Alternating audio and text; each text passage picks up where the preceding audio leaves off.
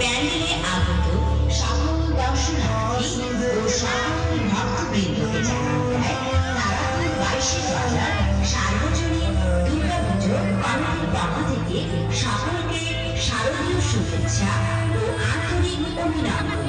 সেই সাথে তারাপুর 22-এর বাজার কাহারোল দিনাজপুর পূজা উদযাপন কমিটি এবার 83তম বছরে পদার্পণ করেছে।